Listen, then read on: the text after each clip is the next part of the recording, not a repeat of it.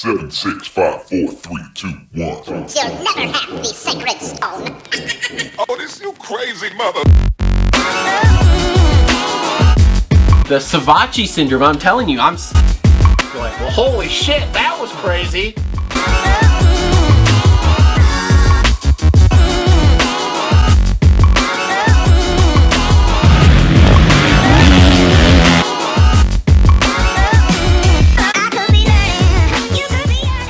What is up, everybody? Welcome to another episode of the Moto Aftermath Show presented by TLR Coatings.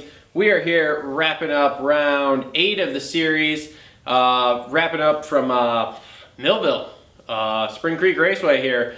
And it was an interesting day to say the least. Now we're going to do this show a little differently than normal. Instead of separating into 250 and 450 sections, I'm just going to kind of talk because obviously I'm here in studio solo again and I'm a little crunched for time. So I'm just going to try to get some information out there as far as thoughts and concerns go for the day, and then we'll just go from there. But we're not going to do cuts in between or anything. This is going to be a one-take wonder here. So again, thanks for watching. We are presented by TLR Coatings. They are Michigan's #1 custom powder coating shop. So make sure to look them up. Make sure to like, subscribe, and comment on the video here, just so that way it really helps us out. Like, that's literally the best way you can help us out is to like, subscribe, and comment. We got our 1,000 subscriber giveaway coming up because we're inching closer and closer every day. So that's good. If you can't watch the show on YouTube, you can listen on podcasts. We have it on iTunes and SoundCloud. Make sure to follow us on all the major social media networks. Facebook, I post a lot of articles as the news comes in from like Racer X and stuff like that. I don't personally write a lot of the articles. I just don't have time for that, but I do try to post it to keep everybody up to date. And then if you want to support us, there's Amazon links in the description below. There's Teespring links in the description below. You can buy a t-shirt like this. You have to PayPal me and I'll get one out to you. Or you can support us on Patreon by donating that way, and we'll send you some cool stuff. So anyway, getting into this, we'll start with the normal fantasy. If you haven't played fantasy yet, you should jump in. We play on the PulpMX fantasy site. And the name of the league we use is Moto Aftermath Show TGO. It's down here. We do have prizes for the top 3 people. Now, you probably, if you haven't got in already, you probably, if you haven't been playing, won't win any of the prizes. But you can get practiced up, signed up, logged in, everything for next year, because we will be giving away prizes every season as we go forward here. So that means Supercross, outdoors next year, everything. So make sure to follow us there. Now, as far as fantasy went for the week, I killed it, won it out of the 3 of us that hosted, me, Justin, and Cole. I had a total score of 438. I really thought my day was honestly going to be better than that. I started the day, I was super excited. After the first 250 moto, I had 157 points. I was absolutely killing it. However, 450s went downhill. Second 250 wasn't as great, and then the last 450, it was better, but whatever. I was actually 381st overall, which is pretty good. I was in the top 400, so I'm pretty happy about that. In 250s, I had Kevin Moran scored me 72 points, Colt Nichols scored me 38, Alex Martin scored me 84, and Zane Merritt scored me 50, all in the first moto. Zane was out the second moto. He took a tire to the face, from what I understand. So, no problem there. 50 points is still a pretty good, pretty decent score for me on one guy. And then as far as 450s went, I had Dean Wilson, who really shit the bed for me. He got 15 points. I had John Short scored me a solid 100 points with a solid day. We'll get to his day in a little bit here. Ken Roxon shit the bed the first moto for me. Second moto pulled it together. He scored me 36 points. And then Benny Blows with 43. And that's not a great thing for Benny, but he was having bike troubles. So overall, like I said, a great day for me. And if you guys haven't signed up to play, make sure you do. Sign up, join our league. And prizes go out to the top 3 at the end of each season. So as far as getting to the race action from Spring Creek, we obviously had some weather issues. If you watched the race, if you haven't, here's your update. We had some weather issues. Rain, storm, the cold front moved in. I actually live in Michigan, about, we'll call it 8 hours past where Muddy Creek is, almost in the exact same spot as far as places on the map go. So we actually got the storms and rain, and I can tell you this, it was a hellacious rain and a ton of lightning. So practice was actually canceled. They did do 1 practice for each group that was shortened on a muddy track, but there was lightning in the area, so they couldn't practice. There was no practice show or qualifying show, so we couldn't watch that. And the first motos were definitely muddy. So as far as 250s go, in the mud the first moto. It was kind of a shit show. It was AC running well, ended up throwing his goggles because he had ran out of tear-offs and ended up crashing, but still managed to suffice a third place finish in the first moto. There were tons of off-track excursions, including AC and Hunter Lawrence, who Hunter Lawrence won the first moto, going off the track, both at the same time, both at the same place. AC basically followed Lawrence off the track. I have no idea what they were thinking. I've heard speculation that, oh, maybe the dozer tracks went that way or whatever, and so they were just following those because they couldn't really see, but I'm not really 100% sure, but it was quite funny to watch both of them literally come out of this corner and just go off the track. So they both did that.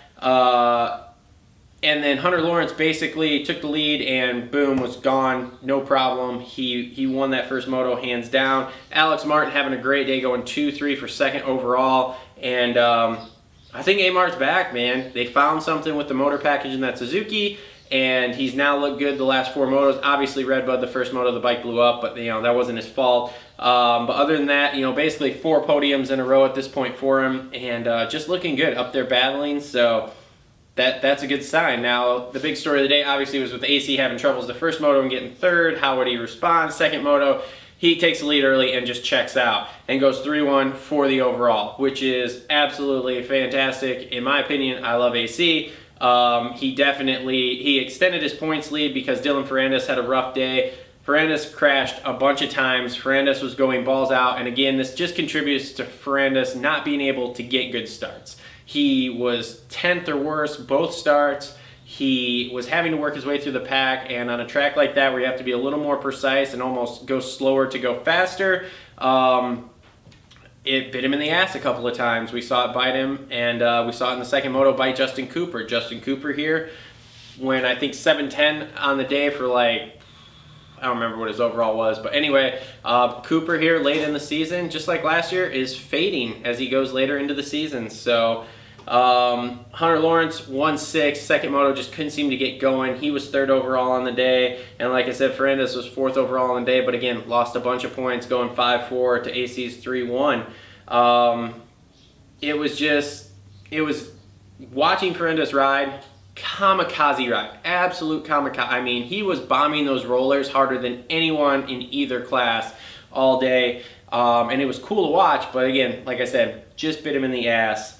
So there was lots of bike malfunctions and issues, and then the first moto, there was a bunch of guys running up front that you didn't really see it. I know Moran's, for example, was it Moran's and Merritt? Yeah, the first moto, they were up there like 12th and 13th the first moto. It was a day for privateers, and then the 450 class was the same thing. In fact, if you move over to the 450 class, the first moto, you see the start. Cooper Webb is leading, and the next 5 guys are people you've never heard of. There was like Henry Miller, John Short, I don't remember, there was a couple other guys. Anyway, it was the day for privateers. In fact, the first probably 5 to 10 minutes of that 450 moto was absolutely amazing to watch. My girlfriend was watching it with me saying, I don't know who any of these guys are. And if you're not someone that follows the sport, you were watching that going, who are these guys? Like, there was no Tomac up there. There was no Marv, no Anderson.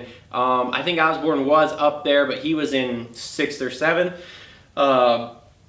So it wasn't, the contenders were not up there the first moto, and then you get to the second moto, and again, Webb just hole shots, and you think he's going to be gone. Kenny's in second. Kenny tracks him down. Kenny triples up the hill and actually passes him and takes the lead. And then Webb comes through, triples up the hill, and cases it and goes down and has issues. So he then has to work hard, but he does. He tracks down Kenny and ends up getting the win and going 1-1 on the day. Not bad for someone who's never been on a 450 podium before outdoors. He now goes 1-1 and right to the top. And Webb's somebody you don't want to give confidence to. He's pretty much out of the championship hunt here at this point with only 4 races to go, but you start giving him confidence like that, he could start rattling off some more moto wins. Zach Osborne had a pretty decent day, went 4-3 for second overall, and that's very impressive considering he's coming back from an injury, something with his collarbone where it connects up here, was jacked up from a practice crash. They didn't even know if he was really going to be able to ride. He did, 4-3 on the day for second overall. I mean, that's just true grit. That kid has more tenacity than I say kid, he's the same age as me, has more tenacity than most of the riders out there combined. So good day for Osborne. Tomac, a quiet day, 2.5. From what I heard, not super happy with it, but he's basically getting chastised for doing what people said he should have been doing all along, which is just kind of maintaining the title. He extended his points lead. Rough day for Marv, went down a couple times. One time in the first corner of the second moto and was under the bike again. Surprise, surprise. And so, I mean, you can't really fault the guy. He's doing what he needs to do, and he's got this title steadily in hand. And Marv, like I said, rough day, couple crashes, 3.7 on the day, so not the day he wanted. Rough couple other people. Like I said, Kenny got second that second moto. First moto, he was basically unseen. He was like 11th to 14th the whole moto. We're pretty sure he went down, but of course, if you didn't see it because you were there, you didn't really see him on TV because he was just back in 14th and he just never moved up. So just a tough day for Kenny, and kind of just continues this conundrum of how's Kenny going to do it. Basically goes moto by moto. I mean, 14th the first moto and second the second moto. That's wild without a bike problem or a major crash. Then you have the John Short, and again, it was his day as a privateer. 6.8 on the day, ran up front all day, and not run up front because he got lucky because it was mud. Ran up front because literally his lap times were right on pace with the front runners. So you got to give it up for John Short. And then one more, we'll call it a downer for the day. Jason Anderson, a 12.10, and just crash, crash, crash, crash, crash. Just rough day for him. So overall, it was an interesting day. It definitely kind of solidified the points leaders on the day. There was, I guess, not really some surprises. Well, yeah, there was some surprises. No one really expected Coop to go 1-1. That was a surprise. Hunter Lawrence winning another moto. Well, it was a surprise. It wasn't a big surprise because he has done it, but and now we're on to Washougal next. So interesting to see how that goes. That race is usually cooler. Maybe Kenny gets a little better there. Who knows? Because like I said, it usually is a cooler race. But we'll see how it goes in the trees next week. So like I said, sorry I'm on a little bit of a time crunch this week, but I wanted to get the show out. So thanks for tuning in. This has been another episode of the Moto Aftermath Show presented by TLR Coatings. Make sure to follow us. Make sure to like, subscribe, comment, and we will see everybody next week after Washougal.